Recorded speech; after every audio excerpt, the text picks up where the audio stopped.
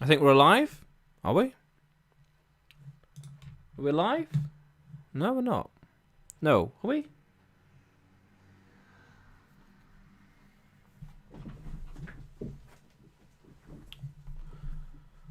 Starting. Are we live?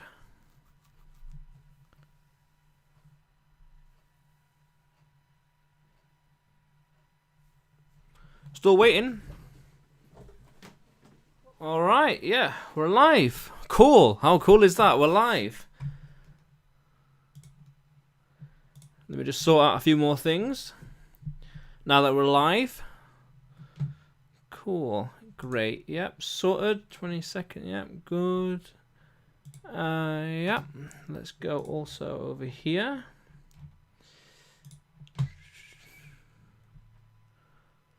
Just sorting out a few things right now.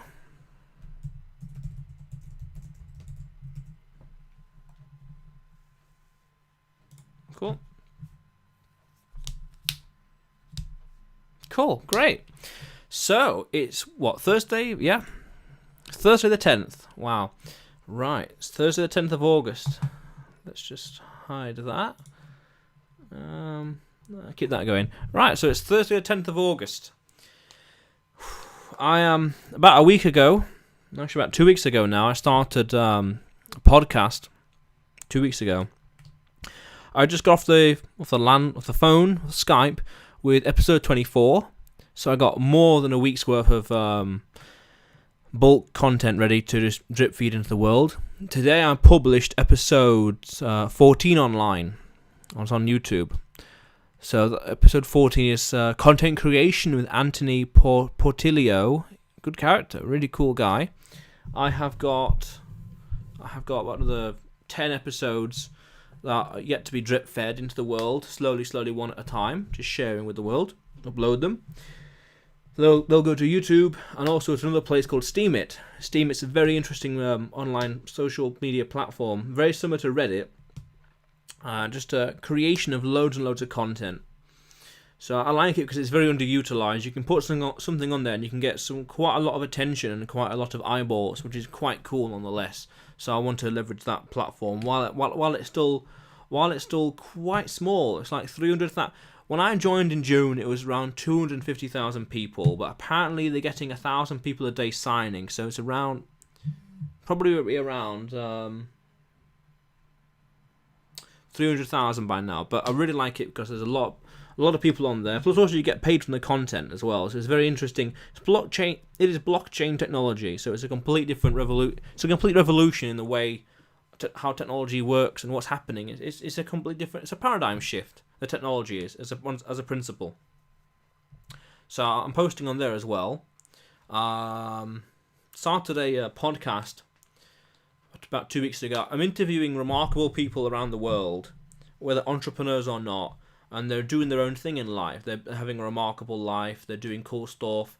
I'm asking them what's their story, what's their journey, what's their experience, what are they doing? What makes them remarkable?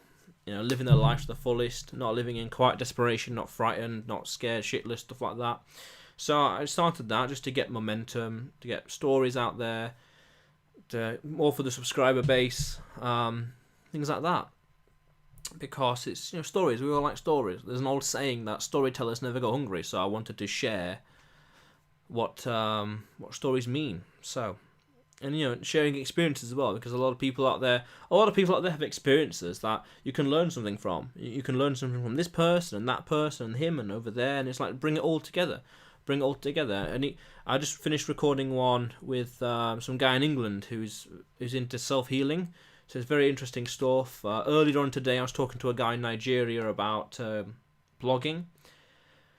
I was supposed to have another guy today in Oregon, but he had to reschedule. And I was supposed to have another one today later on at 7:30, just about an hour and 15 minutes from now.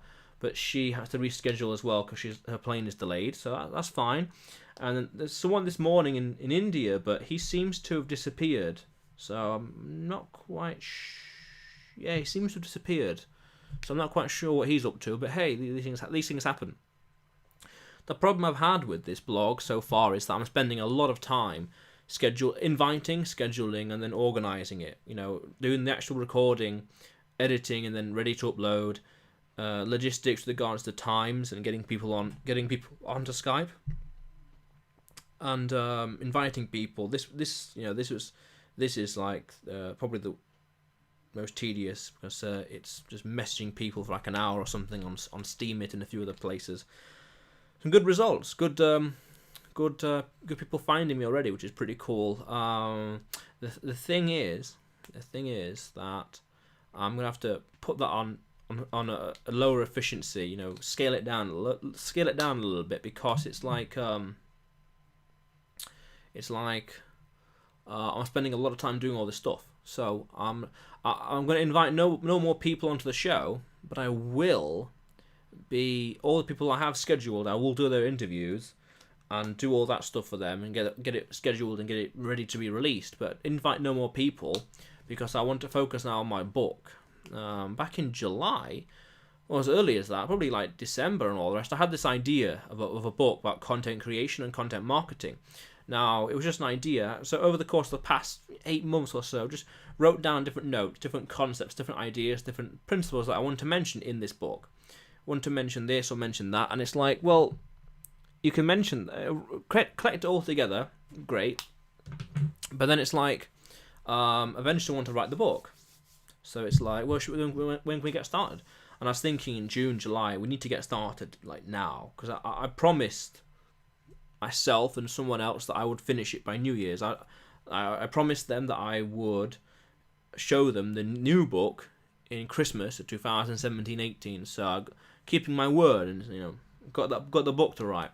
So I started that about a week ago, I think, or the 7th or something lines of that.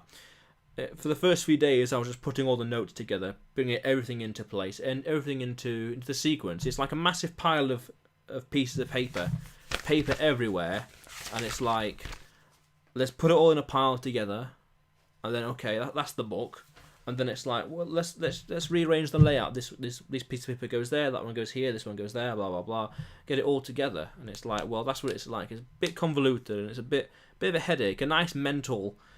It's a nice mental exercise, which is pretty cool. So working on that. Now that book is all about content creation. So you take what you know. Okay, LSD. That's the formula I've comprised. Love. You got to love what you're doing. You got to identify a specialist audience, and you've got to follow certain principles and rules for your content to be discovered. So you've got to maximize the discoverability. So what we're talking about is L. First of all, you've got to love what you're doing. You've got to be in love with the topic, the conversation, the mission, the purpose, the vision behind your business. Because if you don't have that, then you're gonna be dissuaded. You're gonna lose interest very fast, and that's a real shame. That's a real disappointment, because it's the meaning. The guy I was talking to today earlier from Nigeria, he's saying that meaning matters more than money. And it's like, I agree, because if you have a meaning and a purpose, and you're fulfilling that purpose and doing that purpose in the world and sharing it with the world, then money will follow naturally, because people don't buy what you do, they buy why you do it.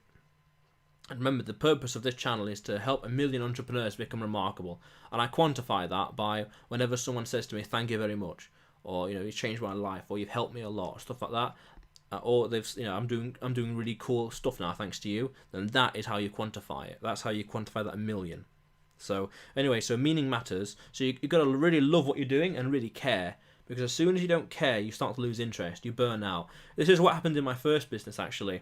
I started off selling certain products, a certain market. Okay, that's fine. But then over time, I lost interest in the sector. I lost interest in it, and it's like just slowly fizzled out. And it's like, I tried pivoting into podcasting back in June, July of 2015. Not much avail, to not much success. 60 episodes in, and it's like, it's lost interest completely. So then it's like, let's change strategy once again. No, I started another business after that. But so L, you've got to love what you're doing. That's the first step of this new book and the new concept, L. Because if you don't love what you're doing, you'll lose interest. You can do whatever you want in life. There's just 2 requirements. 1, you've got to love what you're doing. You got to be happy. You've got to be happy with what you're doing. Because if you're not happy, you're going to lose interest. You're going to burn out. That's an emotional requirement. Other thing is you've got to be competent. Because if you're not competent, you won't see the results of your labor. You'll be dissuaded from continuing along this path, and you won't care. You won't see the results. You put all this input in, but you're not going to get any output, and it's like that's very disheartening. So you got to be happy with what you're doing, happy, and be competent. Do whatever you want, happy and competent. Now, so you got to love what you're doing, paramount. After that, you've got to have a specialized audience or a specialist audience as to who you're targeting. It's going to be precisely. Yes, Planet Sim, still got it. Not just until the end of the month, so no need to worry about that. So you've got to have a precise audience. Oh. So you've got to have a precise audience, a specialist audience, and target them specifically. And that's down to using demographics, down to what's called customer personas, answering a dozen or so different kinds of questions all about who the audience are and understanding them to a T. You've also got to mix that with what's called the crossing the chasm, that's the concept of it, by his book, by author Jeffrey A. Moore, in his book called Crossing the Chasm. And he talks about different segments of the population and how they relate to and adopt technology and products. What's called, I think it's the product lifespan, and it's a bell curve. So it's like big at the top and thin in the middle. So it's down to like 5 segments of this bell curve. So we're talking like the innovators, the early adopters, early majority, late majority, and the laggards. So if you combine your target audience with the early adopters and innovators, what they do, how they think, how they feel, how they perceive your product, what problems do they have, more so opposed to the early majority, then you can create content, and it may be adverts as well, that perfectly complement their needs, whether emotional or product-wise or anything of sort like that. The more you create for them and the more problems you solve, the more solutions you provide for this specialized audience, the more meaningful your content is going to be to them. And that's what it's all about. Because there's a principle that I can't remember who I learned it from now. Don't create the perfect product. Don't bother with that. What you want to do instead is you want to create the perfect products. You see, when you go into, say, Aldi, Morrison's, Tesco's, Waitrose, if you go into Waitrose, for example, and you see there's tomato soup on the shelf, everyone loves tomato soup, for example, argument's sake. Everyone loves tomato soup, but there's nothing remarkable, nothing spectacular about it. However, take cream of tomato soup or spicy tomato soup. Some people will love either one of those, and they'll be like, meh, with normal tomato soup, but spicy tomato soup, they'll go, oh, they love it, and whenever they're there, they always get a tin. So that's why you're going to create content that matches people perfectly, because the more it fits them, like a jigsaw puzzle, the more it fits, the more they give a damn about it. I just want to jot that down. So, jigsaw puzzle, that's a good analogy. So you have to create content that matches people perfectly, because if it doesn't match them perfectly, then they're not going to care. It's going to go in one ear out the other, because you're essentially competing with everyone else on the internet.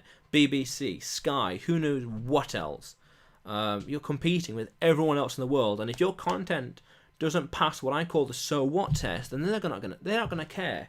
They aren't going to care. I want to jot that down as well. Add that to the book. I'll reinforce that principle anyway. They're not going to care. And if they don't care, then you've lost that potential connection. You've lost that potential to be seen, to be heard, and for people to learn about you and to form a bond with you, to be known, liked, and trusted. When you lose that, then that's a potential. You're leaving money on the table. So you've really got to optimize that. So you're going to target precise people. The last part is D. So you want to create content based on some certain principles of being discovered, like discoverability factors.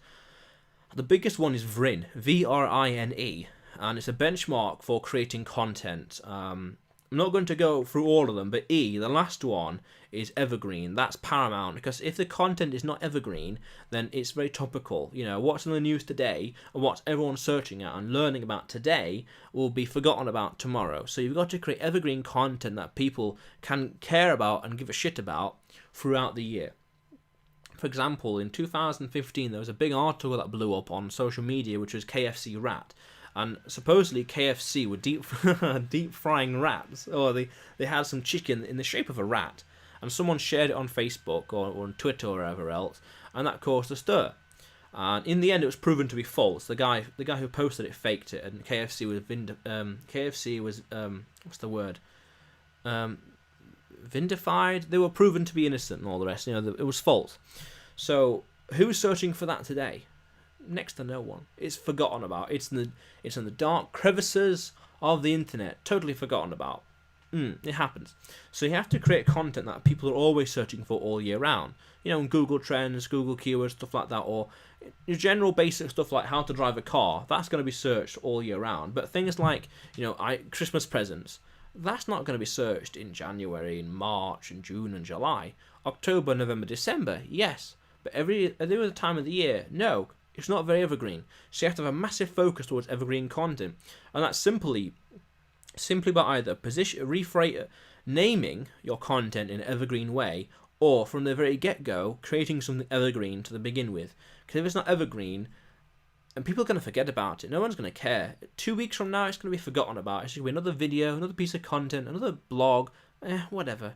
No one's going to search for it. No one's going to care. There you go. You also want to look at clickbait. Clickbait, that's it. Clickbait isn't evil as you think it is. It can be used for a lot of good. Clickbait is all about using naming conventions that captures people's attention, captures their eyeballs, and that's done through list form or creating what's called a knowledge gap. So a list form is like the top 10 ways to do this, or 6 ways to achieve this, or 5 ways to do that, or 4 ways, and so on and so forth, which is fine. And the other one is a knowledge gap. So you've got the content, and you're packaging it in a way so that when the person sees the title, that it leaves unanswered questions in their head. You know, it's like, how do we do this, or how does that make sense, or what the hell does that mean? Things like that. When you create a knowledge gap in their head, what you're then leaving in their head is they want to know more, they want to learn more, and that's a big urge for them to click and then to read more. All of this is perfectly fine. The only bad stick that clickbait gets is when people don't deliver on what they're promising. If you don't deliver on what you're promising, it's just totally misleading, then people aren't going to care. You're going to foster a bad reputation. So you have to pick and find good stuff that people will give a shit about and package it in ways that creates a knowledge gap or defines a list. And when you can find the knowledge gap, then you've captured their attention, you've captured eyeballs, and that is the first step. At that point, then, once you've got people clicking on your content, call to actions, social selling under the radar. Don't just say like buy now, £10 off, 20% off, blah blah. The product you're selling or product or service has to be embedded into the blog. So let me ICE bed to blog. Jot that down. I want to add that in later on. That's a good note. So I want to add that in into the blog. Hold it. Yeah. So under the selling. So if your blog is talking about health, for example, or this content talking about health, have a call to action to something to do with health, or a product or something, or flogging online to do with health, and have that as a link in the description, or a link somewhere embedded somewhere in the conversation. Because you see, that is much more under the radar, much more you're much more willing to click on that, or much more curious to click on that, and also the customer acquisition cost is down the drain, so bear that in mind. So the CAC is like 0, so that's fantastic. So people consume the content, and the more long form it is, the bigger it is, the more of a community you build, the more of a reputation you build, the more trust you earn. Because short form content is a bit forgotten about, but long form content, however, people consume. People consume short form content, but you have to create a lot of that to build a relationship, build a connection with your audience, which is fine, totally doable. But if you create a long form content, if someone consumes all of that in, say, 10 lines or 10 paragraphs, people consume all of that, then suddenly they're a lot more qualified in terms of marketing. They've gone from a stranger, who is this person, to a qualified lead. And that essentially means that this person they know, like, and trust you, and they're more familiar with you. Like this Planet Sim guy who posted earlier, I see you still got the ISIS beard, full stop. Okay, fine, until the end of the month, whatever. But he's messaged me before, and it's like he knows about the beard. He knows about it so much enough to comment about it. Whether in a spiteful way or not, I don't know, polarize the market, whatever. But all this has prompted him to action. and I didn't pay for that. It's not an advert or some billboard or the rest to influence people to comment or do stuff like that. If you can get people to your site and creating content that's viral, then that's free traffic. And if they buy stuff, then that means their customer acquisition cost is zero. And the CAC, the customer acquisition cost, so if the advert is £5 a day, 50 quid a day, let's say £100 a day on Facebook adverts, you need to get £100 worth of net profit for it to pay for itself. And that's the cost of getting £100, what's called cost of revenue. So that £100 to get, say, 10 sales at £10 net profit each.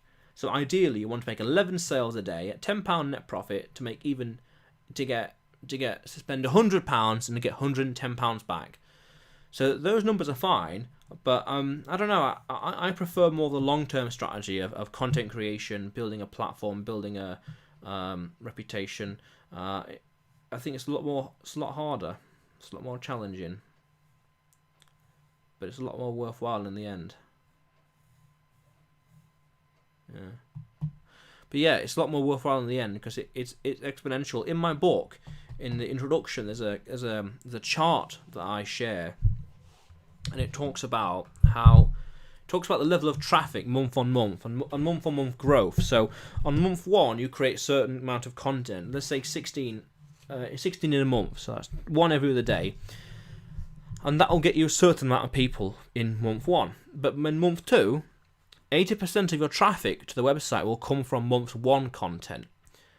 And month 3, 80% of that traffic will come from month 2 content. So it's a hockey curve, it goes exponential.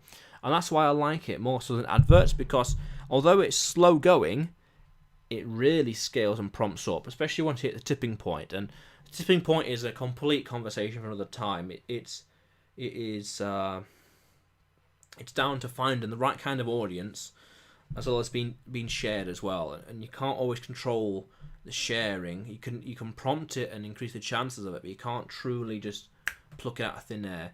As well as at the same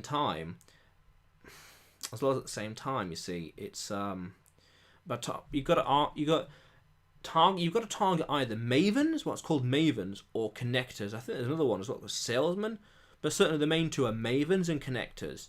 So a connector. So a connector is essentially people that know people. They're very, very friendly, very human interactive. So they'll have a community. They'll have friends and followers, or just in general, whether there's 1 million subscribers or 10 subscribers, the people know them. So they talk to them and they share it. Check this video out, for example. Very sharing people, very social people.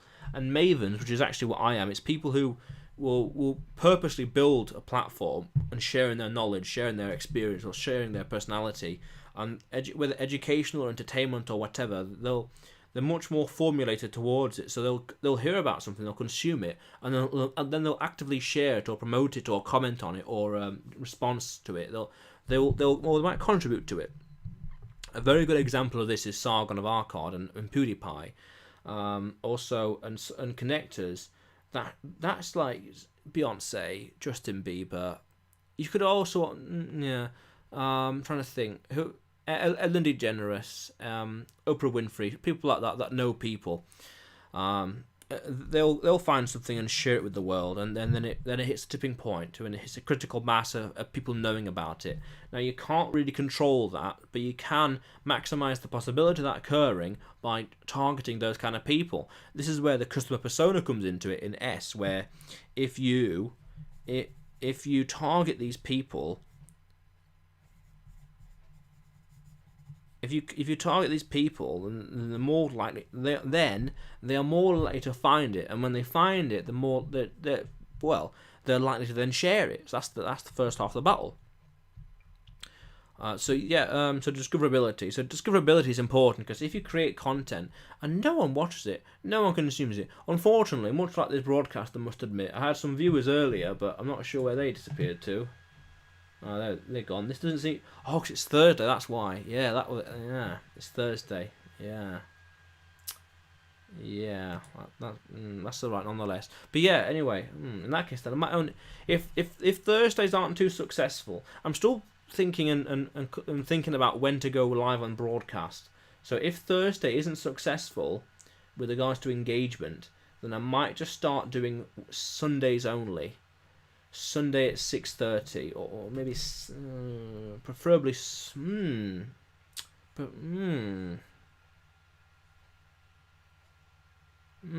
not too sure. I need a little bit more research on it.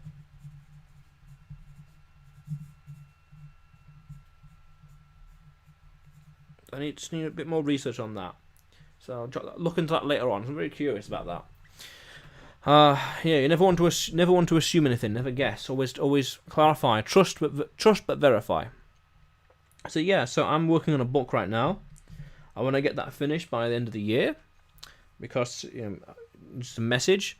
I think it's worthwhile every year writing at least one book, at least one proper, thoroughly thought out and researched book every year, certainly every 2 years, because a lot of people have got degrees these days, master's degrees, whatever. But then it's like, okay, so you're bright, you know a lot of stuff. Okay, how many people do you know that's written a book? How many authors do you know by name, on a first name basis, in person? How many do you know? Not many. I know about 6 at a stretch. Certainly about 3. Certainly 2. But probably 4 or 6 at a stretch, but not so much on a first name basis. Two on a first name basis. But yeah, so anyway, so writing a book. This is like when you write a book, it's like you're in a league of your own. Everyone's got a degree. Okay, great. Write a book. Oh wow, you're an author. Ooh. Look at the word authority. It's got the word author in it. And as a side note, English language is very interesting in some way. So authority. Maybe it's telling you something right there. Don't know. Maybe. Who knows? But yeah. So look into writing a book. Because as soon as you do that, you're in a league of your own. How many authors do you know? Millions of books are published a year. Yeah, but how many authors do you know? And something else I'm going to say as well about this. But yeah, so write a book. So anyway, writing a book. After this book, I'm not sure what I'm going to do after that. Episode 23, 22 of the podcast, I was interviewing an interesting character called Leon Chowdhury from Germany, and he does this Udemy course like company thing, and he just pumps out courses all the time.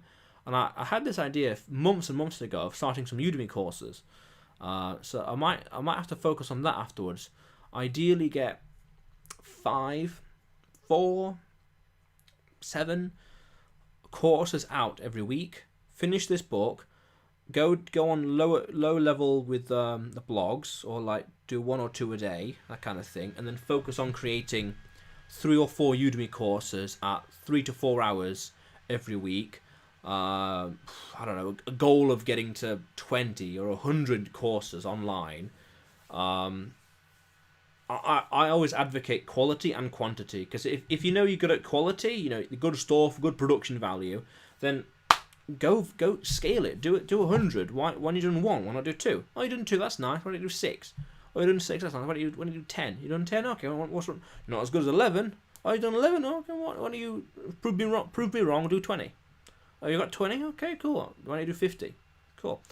If it's the standard's gonna be the same, but you got loads of knowledge in here that you can share with the world, then bloody well share it. So after this book, I think I can finish the manuscript certainly by the end of August, because it's like it's all in here. Just needs writing, rephrasing, rewording, get it all online, done, and then spend a month or so to not even that, one or 2 weeks, maybe get an editor in there as well. Certainly pay for the book cover. Share that with the world, definitely. You need one of those. Yeah. So yeah, writing the book, get that out there. Dead easy, I think, by Christmas. It's just hurry up with it, get writing. So yeah, 2 or so podcasts a day. Keep it simple. Keep it very lean. I'm on the podcast for about an hour, and then I'm spending about 40 minutes, half an hour or so afterwards cleaning it up, and another half an hour to render it all out. Once that's done, it's ready to upload. Just schedule it, put it in the right folder for the right date, and then done. So I want to finish that. Afterwards, some Udemy courses. Yeah, so he suggested PowerPoint presentation. Yeah, PowerPoint, full screen PowerPoint, with the camera in the corner, talking about what the hell we're talking about, just breaking down the subject, breaking it all down, and then doing a video of screen sharing and all the rest. And it's like, wow, that's it. That's it. And he says there's no real price to it, because he says that if you link it with Udemy, like promote it through them, you have an option to do these discounts, like they do like 98% off, and it's like, okay, that's worthwhile doing. So 98 odd % off. So if you price it at £50, oh gosh, that's not very much, isn't it? Well, let me think actually. No, hang on, that's not right then. No, but okay. The point was, I do remember specifically that he said that anything between $20 to $50 will sell, and time-wise doesn't really matter. So I'm going on a limb here. In theory, if you do something at say 1 hour and do it at £10, you would from Udemy doing internal marketing, you get 50% of that. So a nice £5. Okay, fine. That's actually really good, by the way, because I'm lazy. Do the work once, get paid forever. Done. Then create the courses, hook it into your YouTube, hook it into Steam, everywhere else. It's just ecosystem. Your network expands, and it's like done. Just get more subscribers, get more awareness, get more attention. Grab something else, stuff like that. So yeah, I'm gonna work on that. That's going to be interesting. I don't know how that's going to pan out, because I've never done that before. However, it's totally doable. We're approaching 32 minutes now. Let me think. I don't have many watchers. I'll probably give this about 10-15 more minutes, and then I might end the broadcast, because there's not much happening here. 10 minutes, just margin of error. So yeah, Udemy, I think good way for building awareness, building your attention, and sharing your dream. Mission, that is. He also recommended another website called Skillshare. Now, I've heard of Skillshare before, but he didn't like it for some reason. I think it was the hosting. I can't remember why. He talks about it in the podcast. I can't remember why, but I know that Udemy is just generally better. What's interesting, however, with Udemy is that over the past few years, the supply of courses has tripled 10 times, so 10x, whereas the demand is barely doubled or something. So there's a massive disparity, massive, what's the word I'm looking for? There's a massive disparity between the supply and demand. So either you've got to have a following, and then you just tell them, ladies and gentlemen, check out my Udemy course. Or collaborations, because you need to get that demand up. But how do you get demand up? You have to tell people about it, awareness. They need to care, they need to know about it. You need to pass the so what test. So that's important. But also, as of lately, the past few days, just been gently, just watching and learning about writing fiction and understanding some basic terminology of castles and all the rest. Just generally in the background, just to learn a bit more and to experiment, and not experiment, but just learn. Because I still want to write fiction as well. Once I've finished this book, and probably written a few more books, get on some fiction, jump on some fiction. I will. I've got no real idea of story or narrative yet. However, I've been just watching J.R.R. Martin talk about how he writes fiction. It's fascinating stuff, fascinating strategies. I've wrote loads of ideas down, like the lines between good and bad are evil and they're blurred. And good and bad are really relative. It's not like a villain wakes up one morning and says, "Oh, what evil can I do today?" It doesn't work that way. It's so much more complicated. It's amazing, really. I remember reading somewhere that writing fiction is like a mirror to the world, or mirror to the universe, and it's true, because it's not like just once upon a time there was a bear, or once upon a time there was a princess, and all this kind of stuff. It's so much more complicated than that. To write something of value, something worthwhile, something that lasts the test of time, it's a mental exercise. It's not just like once upon a time there was this, then this happened, then that, then they all lived happily ever after. Nothing like that at all. That, well, I don't know when that would have been popular, but that is, it's not as straightforward as that now. I'm not sure if it's a case of just methodology and the theory is developed, or you know, the consumers are like more sophisticated and they want, you know, they don't cliches like, oh yeah, cringy and all that kind of silly stuff. So they want more stuff. Probably a bit of both, you know, competition here and then it's like, oh, providing more value here that people will, you know, pay a top dollar for. So yeah, so writing fiction as well. I really want to do that. But I'll probably do it under a pen name though. I haven't quite decided on a pen name. I've got an idea for a pen name.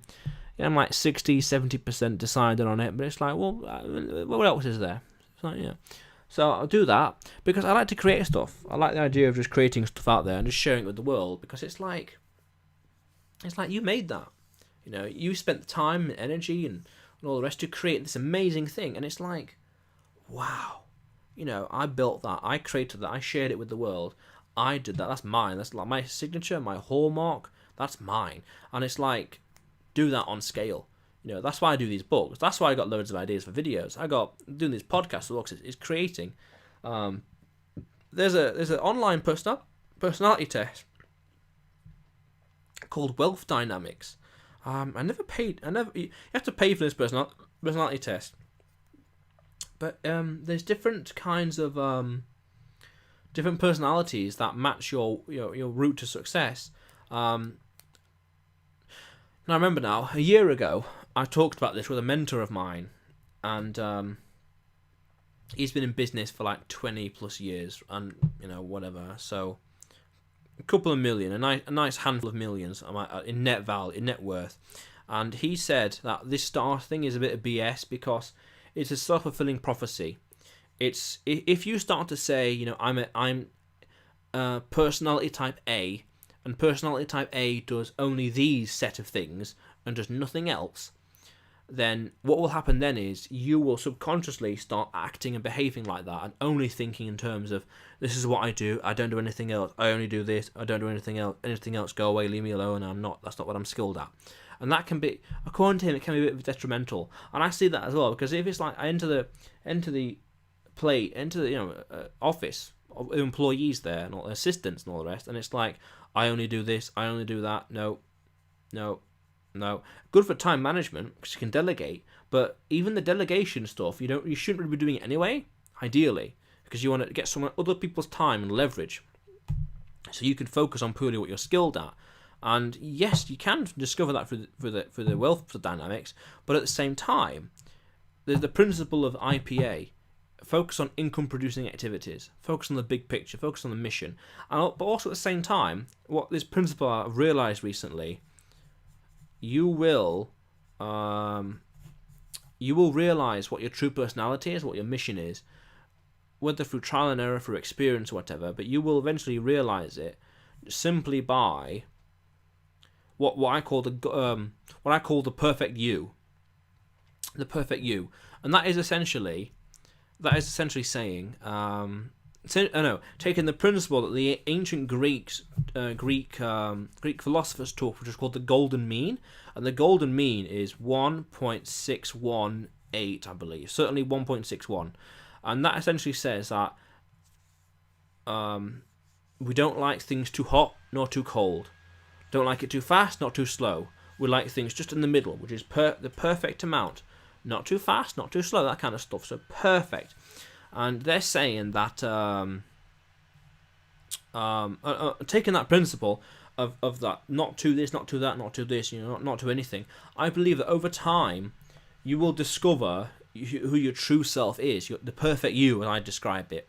You know, you will realise, whether it's subconsciously and it starts boiling and it starts, you know, rupturing, and you start to realise that this isn't me, or it's a niggling feeling you have inside you, and it's like, this is not quite me. I'm more this, I'm more that. This isn't really me, and you just realise that things aren't right internally, emotionally, externally.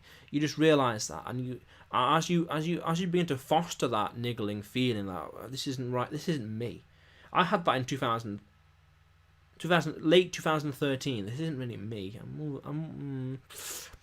When you have that and you foster it, because that's your subconscious talking. It's you, what I call, again, the perfect you. When that's talking, that's essentially saying, this is who you really are.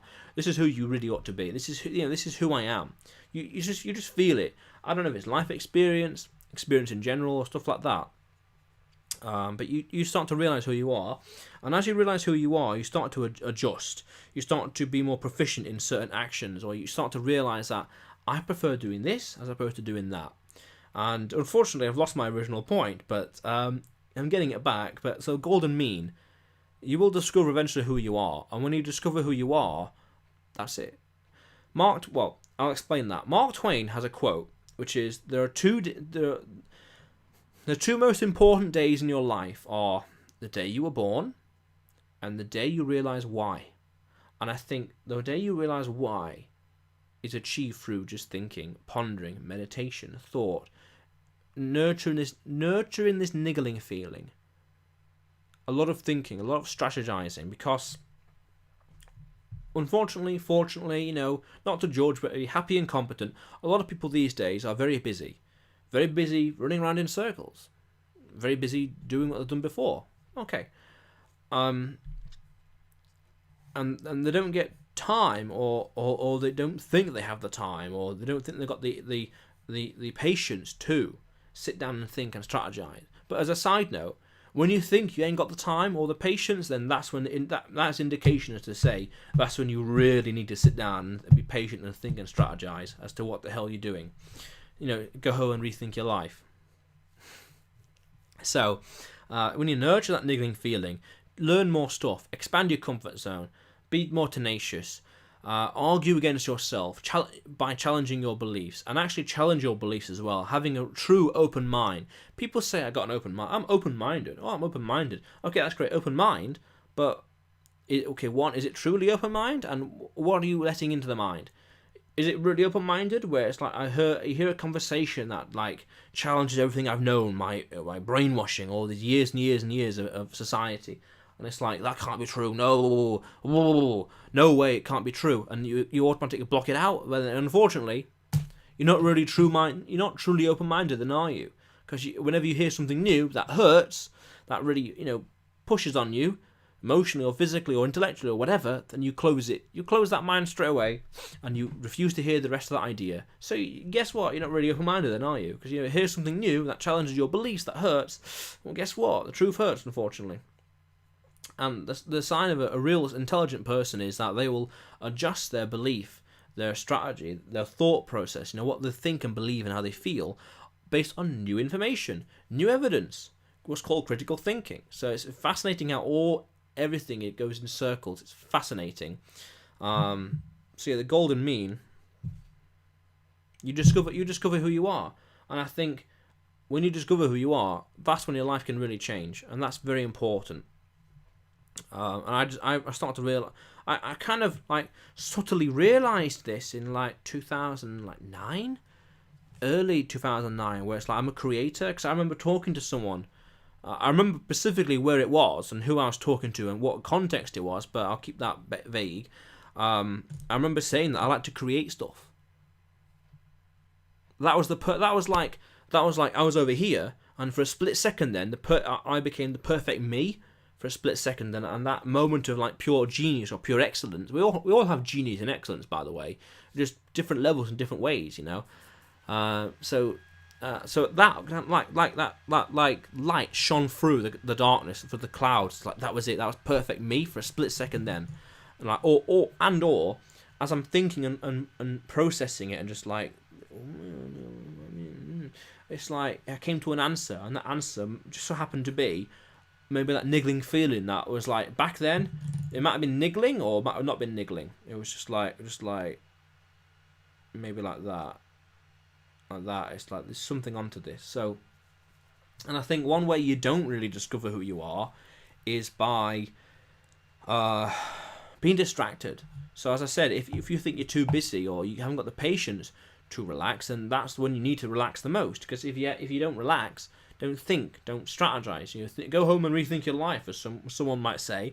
you're going to be stuck on the same track over and over again. And okay, nothing wrong with that inherently, but when you ask yourself, when you're on your deathbed, age 100, because 1 in 3 millennials are going to be 100 years old, so we've got a long life ahead of us, 60, 80, whatever.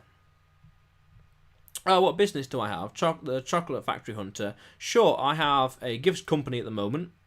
I'm phasing that out, and I'm mostly self-employed. I'm working on a few books at the moment.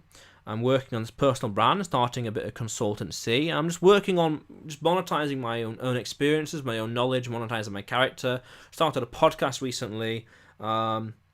Mostly just writing a book at the moment. That's the main thing. So, but also at the same time, I've got another business which is kind of in what's the word I'm looking for? In hibernation, so to speak. Kind of put on the back burner to do with hemp. Cannabis sativa. Industrial hemp.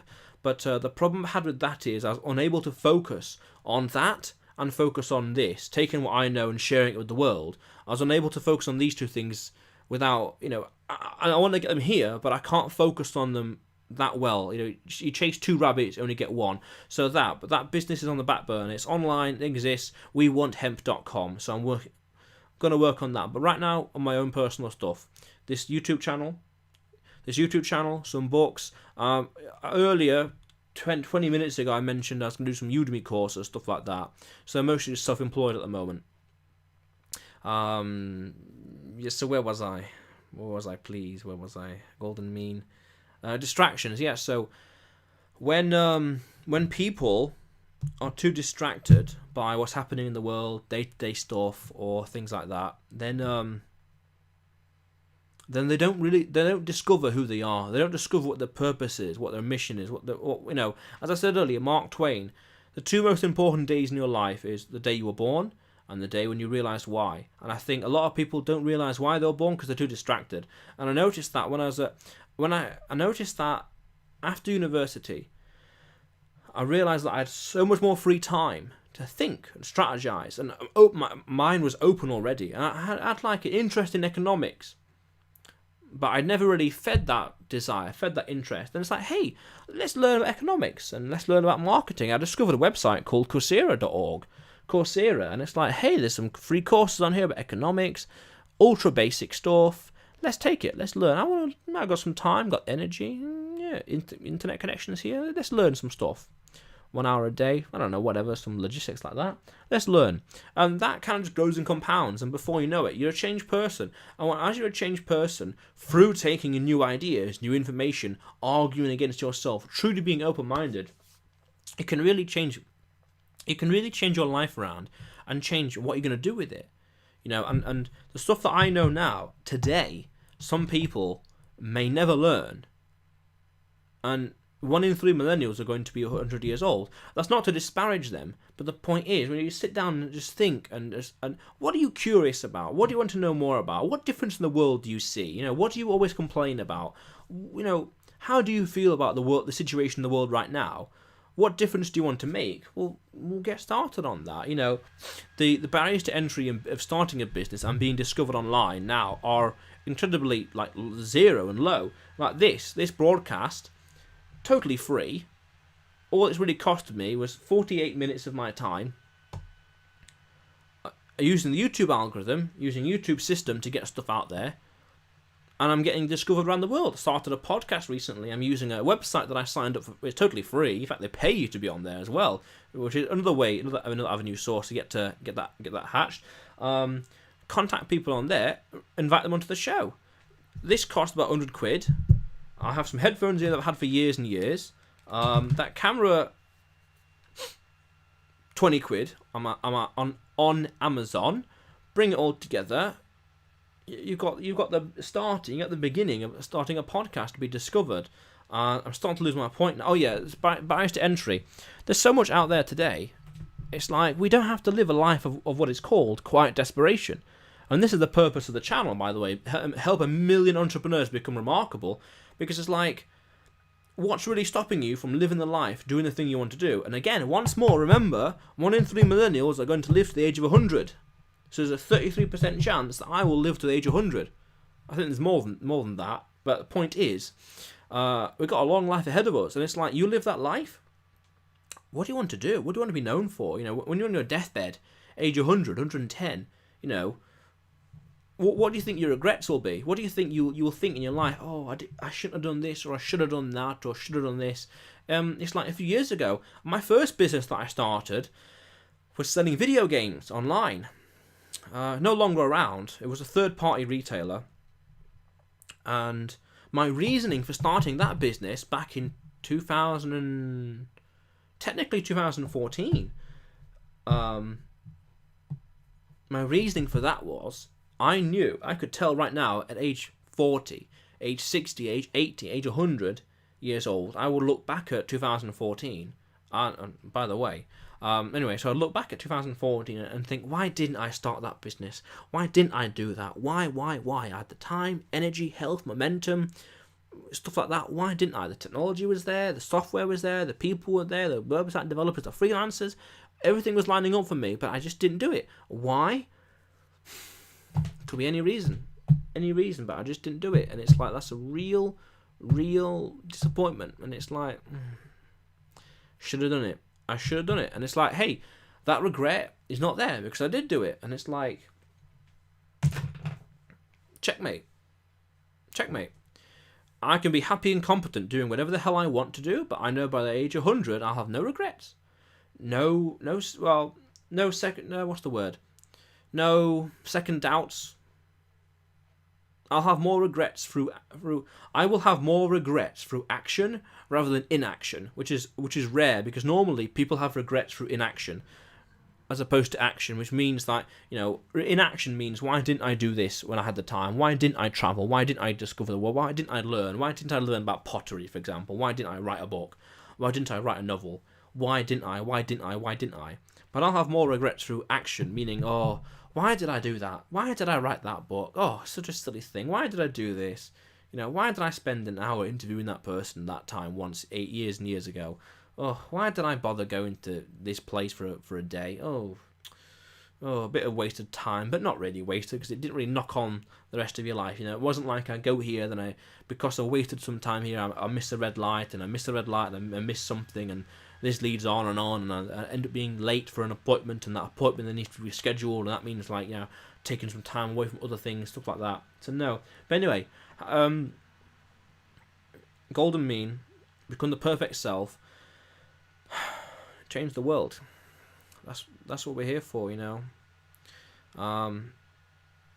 Human life is a very interesting thing, very interesting phenomenon, and it's like, some would say you're only born once. Yeah, it's true. Well, certainly. Well, I don't want to overcomplicate it, but this life we have, this time, you know, 10th of August 2017, Thursday. You know, what are you going to do with your life? You know, very important question. You know, 5 years from now, you ask yourself, you look back and think, you know, well, I don't know what you'd ask yourself, but, you know, what are you going to say? Huh? So, life is very important. Very important, because if you don't live life to the fullest, then what did you do? You know, that doesn't mean you have to. Yeah, that doesn't mean you have to do extreme sports every day. But, you know, what do you want to do? What do you want to be known for? There's so much potential out there. It's amazing what you can do in life these days, and it's like, get out there and do it. Do something remarkable, as this channel is all about, becoming remarkable. And it's like, get started, you know, and do something. So yeah, life is very interesting that way, and it's like, you want to push it. Sometimes it's hard to do that, you know. There's always hardship in life, but you got to do. I suppose you got to do what you got to do to move forward, to strive, move on to the next level. Yeah. So yeah, life is very important. You gotta live it. You know, I don't fancy having a life of quiet desperation and, you know, doing unremarkable stuff and living an unremarkable life. Because it's like, let's go out there and do something. Not after breakfast, not after lunch. Now, get started now. Not messing around, not delaying and doubting, not bollocking around. No time. I ain't got time to waste time. I ain't got time to lose time. I was on my podcast. I was talking to a character near the beginning. Fascinating guy. Always pushing forward. So that's what you got to do. In Bulgaria, there's an old saying: hammer forward, hammer, push, and it's like, gotta strive to be more, strive to do more, to create more. Again, simply because they only got one life. I mean, like, believe in reincarnation or heaven or hell. There's arguments for both. I've heard all sorts of stuff. I've heard all sorts of things. Someone said hell doesn't exist, and heaven, when you're in death, you're just in sleep. There's no consciousness. Okay, but then every now and then I hear these scientific articles, where this scientist in Russia has recorded the spirit, the soul leaving the body. And oddly enough, I was talking to a guy actually on the podcast just now, and he was saying that that we're all in it. Well, he was saying we're all spirits, we're all souls, we're all energy, we're all connected. So it's like, I believe there's a lot more to it than what the religious dogma teaches. There's a lot more. It's very simple, all the stuff out there, but it's not hiding in plain sight, but it's waiting for you in plain sight. It's a book over there. It's this video over here. And this is what I mean earlier when I said the open-mindedness, right? A lot of people will say, I'm open-minded. Great, but they're not applying it. They're not saying then, okay, so I vote this party. I'm open-minded. So why should I vote that party, or this party?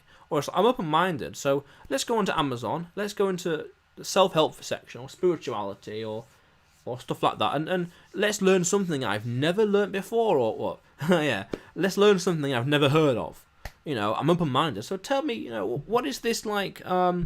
Energy is emotion. Is energy in motion, or vibrations? Everything's vibration. Or tell me more about, what does that mean? Tell me more about that. That is true. That is true open-mindedness, by the way, where you're learning new things. You're challenging your thoughts, your beliefs. You're challenging the dogma. The dogma, that's very important to challenge and defeat.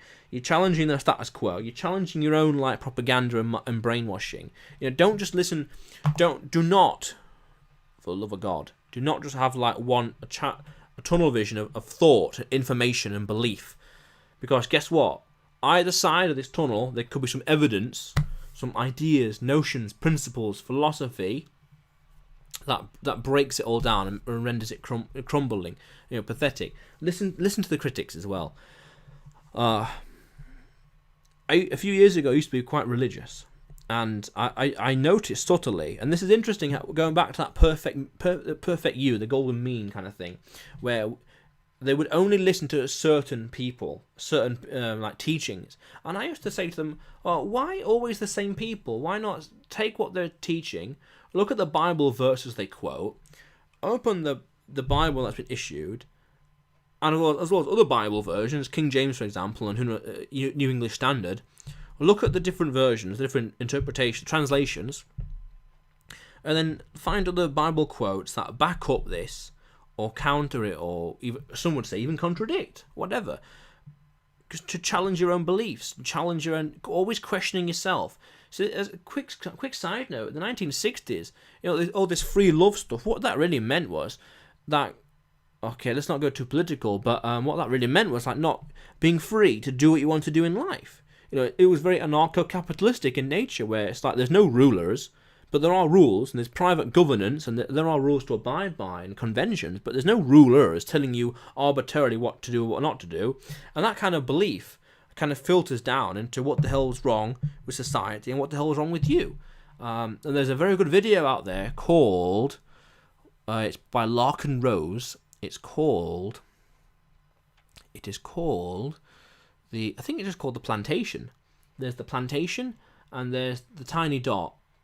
The tiny dot. Some very interesting videos there, because People talk about being open-minded, but they don't challenge their beliefs. They don't learn new things. They don't go out their way and stop watching television for an afternoon and then just learn something new. Go onto Amazon, go into self-help or spirituality or science or business or marketing or history or whatever, and buy some things, a 100-page book or what, something. Start small, start easy, whatever, or a 1,000-page book.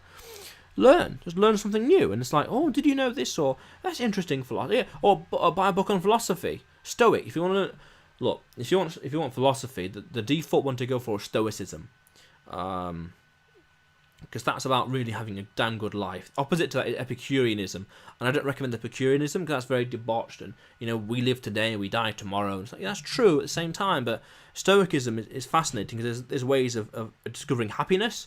Probably even ways of discovering meaning. Certainly with happiness, like saying, well, at least I may not be this, but at least I still have my health. Or I may not be that, but at least I can still walk and talk. I may not be that, but at least I still got 2 hands. I may not be that, but at least I've got my legs and all the rest. So philosophy, just learn new stuff. So this is what I mean. Like people say, I'm open-minded, but they do nothing with it. And I think that inaction. That regret, that potential source of regret, will come back to haunt you in the future. And it's like, you're 100 years old, and you look, you could ask, you could say, you could comment, what have you achieved in your life? Not much. Really?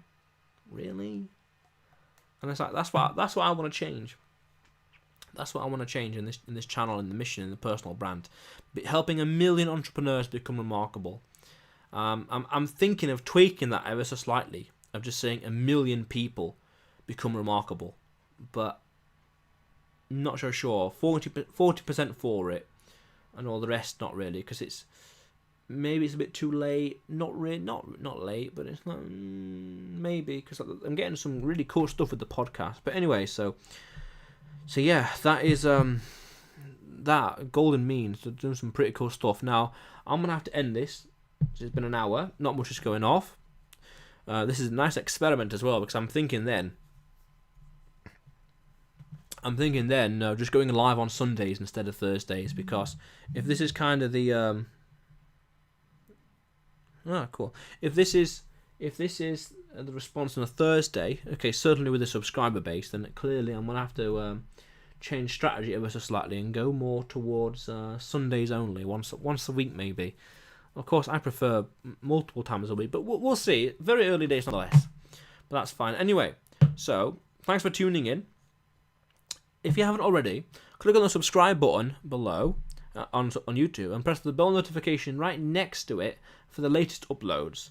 This video and daily content. There's so much more to come. Subscribe and you won't regret it. But anyway, you see me around. How cool is that?